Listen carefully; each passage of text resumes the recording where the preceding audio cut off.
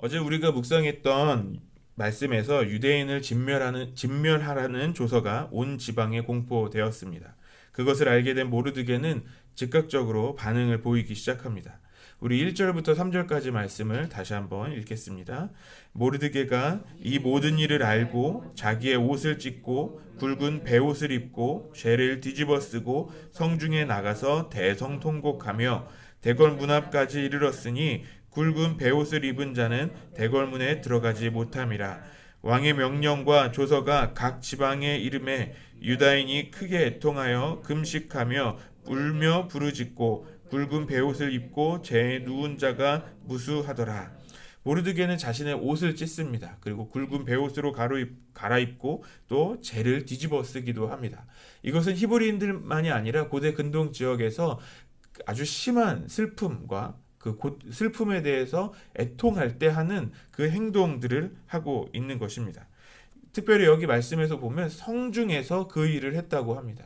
모든 사람이 보이는 그런 자리에서 그 일을 그 슬퍼하며 애통하는 행위를 또 하나님 앞에 간절히 기도하는 그 모습을 보이고 있습니다. 그 성중에서 기도하는 그 모르드게는 자신이 혼자 알고 있는 것이 아닌 모두가 보인 곳, 특별히 대궐 문 앞까지 이르러서 그렇게 간절하게 그 기도하며 또 애통하는 모습을 보이고 있는 것입니다.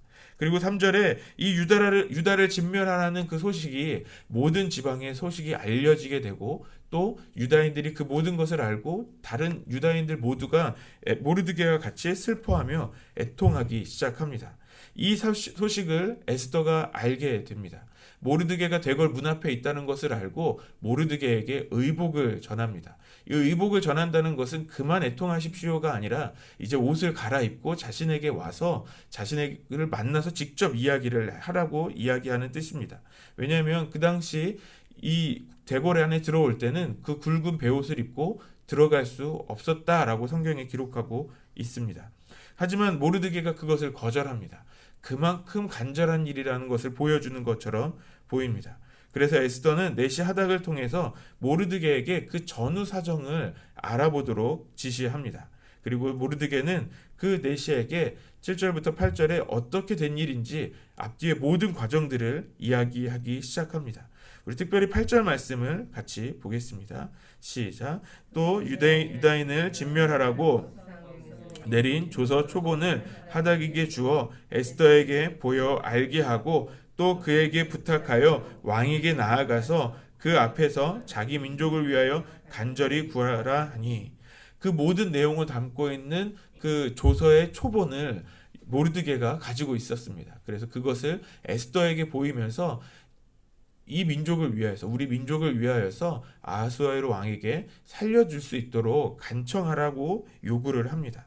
그런데 그것에 대해서 답변을 하는 에스더의 말이 확답을 하는 것처럼 보이지는 않습니다. 우리 11절 말씀도 같이 읽겠습니다. 왕의 신하들과 왕의 각 지방 백성이 다 알거니와 남녀를 막론하고 부름을 받지 아니하고 안뜰에 들어가서 왕에게 나가면 오직 죽는 법이요 왕이 그 자에게 금규를 내밀어야 살 것이라. 이제 내가 부름을 입어 왕에게 나가지 못한 지가 이미 30일이라 하니라. 못 나간다고 하는 거예요. 왜냐하면 이 나라 사람 모두가 알고 있는 것처럼 그 법이 왕이 먼저 부르기 전에 왕 앞에 먼저 나가는 자는 죽음을 각오해야 한다. 죽일 수밖에 없다라고 말하는 것입니다. 그래서 죽으러 가라고 얘기하는 겁니까? 라고 말하는 것처럼 들리죠. 그래서 혹여나 조금의 기회가 있다면 왕이 불쌍히 여겨서 그의 금규를 내밀어서 그것을 만지면 그나마 살 것인데, 지금 상황은, 에스더의 상황은 30일 동안 이 왕을 만나지 못했다라는 것입니다. 왕을 만나지 못한 이유는 어떤 이유가 있었을까요? 정확히 에스더도 알지는 못하는 것 같습니다. 하지만 30일 동안 만나지 못했다는 것은 왕이 그만큼 바빴을 수도 있겠지만 그만큼 에스더가 왕에게 신임을 받지 못했다라는 것을 또 이야기하는 것이 되는 것입니다. 그런 상황이 있기 때문에 자신이 그냥 죽을 수밖에 없는 그 자리에는 갈 수 없다라고 말하는 것이죠. 이 에스더의 말을 들은 이 모르드게가 다시 이제 도전을 하는 말씀을 합니다. 13절과 14절 말씀입니다. 읽겠습니다. 모르드게가 그를 시켜 에스더에게 회답하되 너는 왕궁에 있으니 모든 유다인 중에 홀로 목숨을 건지리라 생각하지 말라. 이때에 내가 만일 잠잠하여 말이 없으면 유다인은 다른 데로 말미암아 노임과 구원을 얻으려니와 너와 내 아버지 집은 멸망하리라. 내가 왕후의 자리를 얻은 것이 이때를 위함이 아닌지 누가 알겠느냐 하니 모르드게에게 전하는 것입니다. 당신이 왕후가 되었다고 해서 당신만 살 수 있을 것이라고는 생각하면 안 된다라고 이야기합니다. 왜냐하면 하나님은 내가 아니더라도 당신이 이 왕에게 말하지 않을지라도 또 다른 사람을 하나님이 선택하셔서 이스라엘을 구원하실 것이다. 이 유다 민족들을 확실히 구원하실 수 있다라고 말하는 믿음의 고백을 하고 있습니다. 오히려 너가 그 일에 하지 않는다면 너와 너의 아버지의 집, 그러니까 너는 아주 불명예스럽게 너는 멸망하고만 말 것이다. 너는 그냥 그렇게 불명예스럽게 죽을지라도 하나님은 하나님의 일을 하실 수 있다라고 말씀하는 것입니다. 그러면서 도전하는 것은 네가 지금 이 왕후의 자리에 가게 된 것은 지금 이때를 위하여서 하나님이 너를 보내신 것은 아니겠느냐라고 반문하고 있는 것이죠. 이에 16절에 에스더가 대답합니다. 당신은 가서 수산에 있는 유다인을 다 모으고 나를 위하여 금식하되 밤낮 3일을 먹지도 말고 마시지도 마소서. 나도 나의 시녀와 더불어 이렇게 금식한 후에 규례를 어기고 왕에게 나아가리니 죽으면 죽으리이다 하니라. 에스더가 모르드게를 포함한 유다인들에게 부탁을 하고 있습니다. 나를 위하여서 함께 3일간 금식 기도를 해줄 것을 요청하는 것입니다. 그리고 왕에게 나아가겠다라고 이야기합니다. 우리가 너무나 잘 아는 내가 죽으면 죽으리이다 라고 말하면서 이 죽을 각오를 하며 왕 앞에 나아가겠다고 말하는 것입니다. 오늘 본문을 통해서 우리가 발견할 수 있는 하나님의 모습은 내가 아니어도 하나님은 하나님의 계획과 하나님의 뜻을 이루실 수 있는 분이시라는 것입니다. 우리 믿는 사람들이 주로 하는 착각이 있습니다. 그것은 내가 아니면 안 될 것이라는 착각을 할 때가 있습니다. 우리는 하나님의 역사에 초대받은 사람들입니다. 하나님이 우리를 선택해 주셔서 하나님의 역사에 참여할 수 있도록 우리는 초대받은 사람입니다. 그런데 우리는 그 초대를 받았을 때 내가 마치 뭐라도 된 것처럼 내가 아니면 하나님의 일을 할 사람이 없는 것처럼 우리는 생각합니다. 하지만 하나님은 그분의 계획과 뜻을 하나님의 뜻 가운데 분명히 이루십니다. 우리가 그 뜻에 참여하지 않는다면 우리가 그 하나님의 역사에 참여하면서 누릴 수 있는 그 은혜를 우리가 놓치는 것뿐입니다. 그래서 우리에게 하나님께서 이 은혜의 자리에 초청하셨을 때 우리는 감사하며 그 하나님의 일에 동참해야 하는 것입니다. 우리가 그렇게 하면서 하나님의 역사를, 하나님의 그 구원의 역사를 경험할 수 있게 되는 것입니다. 이제 에스더에게 그 기회가 주어졌습니다. 자기 자신만을 위한 선택을 하는 것과 또 유다 공동체를 위한 하나님의 뜻을 위한 선택을 하는 것, 이 두 가지의 선택 가운데 있었던 것입니다.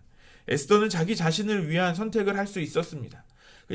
그냥 아무렇지도 않게 죽지 않을 수 있는, 아주 쉽게 죽지 않을 수 있는 방법이 있었습니다. 하지만 하나님은 에스더가 그렇게 선택을 했을 때 에스더만 살 수 있는 그 선택을 했을지라도 하나님은 또 다른 누군가를 선택해서 하나님은 유다 백성들을 보호하시고 역사하셨을 것입니다. 결국 에스더에게만 멸망이 찾아오는 것입니다. 반대로 하나님의 공동체를 위한 선택을 할 수도 있습니다. 자칫 하나님의 뜻을 이루기 위해 그 공동체를 위해서 자신만 죽을 수밖에 없는 상황에 있을지라도 그는 하나님의 뜻을 따르는 그 선택을 하는 그 귀한 선택이 될 수 있는 것입니다. 이 두 가지의 선택지 모두 결국 죽게 됩니다. 그렇다면 에스더는 이제 어떻게 죽어야 할지를 선택해야 하는 것입니다. 어차피 죽을 인생 더 가치 있는 것을 위해 선택하는 것입니다. 유다 공동체를 위해 자신이 죽을 수 있는 그 상황을 선택합니다.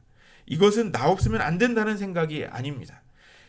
내가 이런 나일지라도 하나님의 뜻에 따라 살고 죽겠다라는 선택을 하는 것입니다. 성도는 그렇게 더 가치 있는 것을 선택하는 사람이 되어야 합니다. 1956년 미국 전역에 아주 큰 충격을 안겼던 사건이 있었습니다. 그것은 짐 엘리엇이라는 29살의 청년 선교사가 그 짐 엘리엇을 포함한 5명의 청년 선교사들이 남미 에콰도르 동쪽에 있는 쿠라라이라는 지역에서 시체로 발견된 사건입니다. 그들은 그 남미에 있는 에콰도르에 있는 아쿠아 부족을 섬기기 위해서, 그들을 전도하기 위해서 비행기를 타고 그들에게 갔습니다. 그들에게 복음을 가지고 가지만 그들은 그들의 창에 찔려서 그 5명 모두 죽게 되었습니다. 미국 라이프지에서 그 소식을 알고 이제 크게 보도하면서 이렇게 썼습니다. 그 기사의 타이틀에 이것이 무슨 낭비인가? 라고 썼습니다. 휘튼 대학을 수석으로 졸업했던 짐 엘리엇이었습니다. 미래가 촉망받던 그 젊은이들이 그렇게 아무도 알지 못하는 그 아우카 부족을 위하여서 그렇게 가치 없이 그렇게 낭비되듯이 죽을 수 있었다는 것인가에 대해서 기사가 쓰여진 것입니다. 20대의 나이에 그 20대 초반에 짐 엘리엇과 결혼한 그의 아내인 엘리자베스 엘리엇이 그 기사를 보고 정정 기사를 요구했습니다. 낭비라니요. 왜냐하면 왜 그런 말씀을 하십니까? 나의 남편은 이 어렸을 때부터 바로 이 순간을 위해 준비된 사람이었습니다. 라고 이야기합니다. 내 남편은 그제서야 그 뜻을 이루고 하나님의 뜻에 따라 순교한 것입니다. 이후로 다시는 내 남편의 죽음을 낭비라고 말하지 마십시오. 라고 소식을 전합니다. 그들의 순교는 결코 낭비가 아니었습니다. 그들의 이야기는 그 자리에서 그 5명의 죽음으로써 끝나지 않았습니다.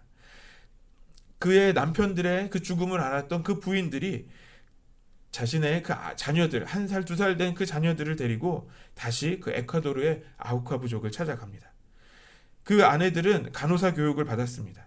그리고 에콰도르의 그 아우카 부족을 위하여서 그 땅에 들어가서 헌신하면서 봉사합니다. 한 5년 정도 지났을 때 그 아우카 부족의 추장이 그 부인들을 찾아와서 질문했다고 합니다. 당신들은 도대체 누구길래 왜 우리에게 와서 이렇게 선행을 하며 함께 살아갑니까? 라고 이야기하는 것이죠. 그때 엘리자베스 엘리엇이 이렇게 대답했다고 합니다. 나는 바로 5년 전에 당신들이 죽였던 그 짐 엘리엇의 아내가 되는 사람입니다. 당신들이 죽인 그 사람의 아내입니다. 오랜 시간 동안 그 마을에 이제 1000여 명의 대부분의 사람들이 예수님을 믿게 됩니다. 그리고 그 선교사를 살해했던 그 5명의 인디언들 중에 4명의 사람이 목사가 되었습니다. 짐 엘리엇의 죽음이 결코 가치 없는 낭비가 되지 않았다는 것입니다. 그의 일기에는 이렇게 기록되어 있다고 합니다. 영원한 것을 얻기 위해 영원하지 않는 것을 버리는 것은 어리석은 자가 아니다 라고 기록했다고 합니다. 우리의 선택은 나 자신을 위한 선택을 하고 있습니까? 하나님의 나라를 위한, 하나님께서 우리에게 주신 하나님의 뜻을 이루기 위한 그런 선택을 하고 있습니까? 우리는 항상 좋은 것을 선택하기를 원합니다. 오늘 하루가 하나님의 뜻을 이루는 그 좋은 선택을 할 수 있는 하루가 되는 저와 여러분이 되기를 소망합니다. 짐 엘리엇의 고백과 같이 영원한 것을 얻기 위해 노력하는 우리 모든 성도님들 되시기를 바랍니다. 우리 안성 열린교회가 되기를 소망합니다.